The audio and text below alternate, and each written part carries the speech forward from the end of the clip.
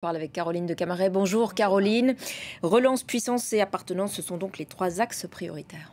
Oui, alors ça rime, ça fait joli, hein. Et puis alors on pourrait dire aussi que d'un certain point de vue, c'est effectivement, ça reflète l'idée d'Emmanuel Macron qu'il faudrait surfer.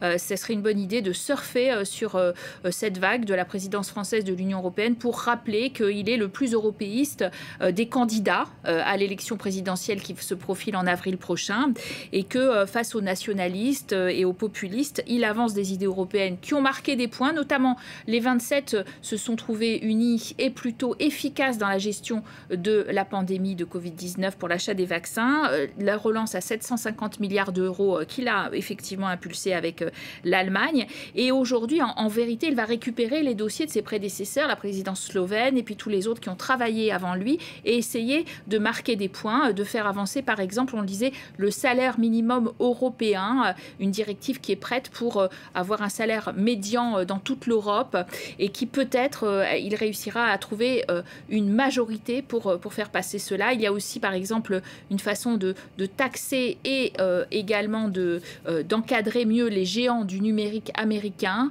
à travers, là encore, des directives qui sont en attente et qu'il pourrait essayer d'impulser. Et puis, on le disait, le grand axe d'Emmanuel Macron depuis son discours de la Sorbonne, c'est la défense européenne, c'est-à-dire l'idée de propulser en priorité l'autonomie stratégique des Européens face par exemple à une Russie qui est de plus en plus menaçante. Et ça, on ne pense pas que très concrètement il peut marquer des points là, mais en tout cas il peut faire entendre un certain discours et profiter de cette tribune qu'est la présidence française. Une présidence qui aura quand même une marge de manœuvre très réduite en raison, je le disais, de la campagne pour la présidentielle en France. Voilà, de toute façon, une présidence tournante, ça a une marge de manœuvre très réduite. Ça ne sert pas à grand-chose, à vrai dire, mais c'est quand même un affichage intéressant parce que, en fait, tous les conseils sectoriels, le conseil de l'agriculture, de la pêche, etc., sont dirigés par des ministres français. C'est eux qui les président. Et donc, ils inscrivent sur l'agenda ce qui est vraiment prioritaire et ce qu'il faut réussir à gérer vite pendant les 6 mois à venir.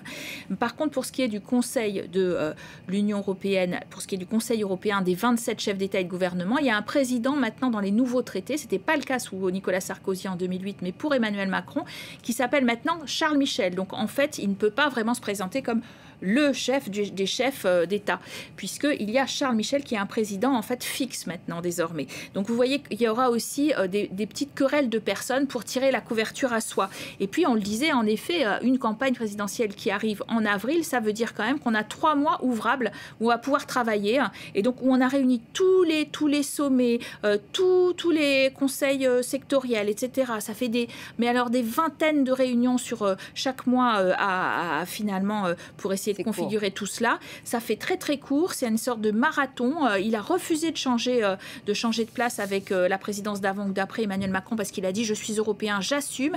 Résultat des courses, on verra si eh bien, à la fin du chemin, les résultats sont probants pour lui s'il a eu le temps de faire, puisque à partir d'avril, on le disait, gouvernement manquant, ministres qui ont changé, ça va être piloté plus ou moins par la représentation permanente à Bruxelles et c'est beaucoup plus compliqué de conclure dans ces conditions. Merci.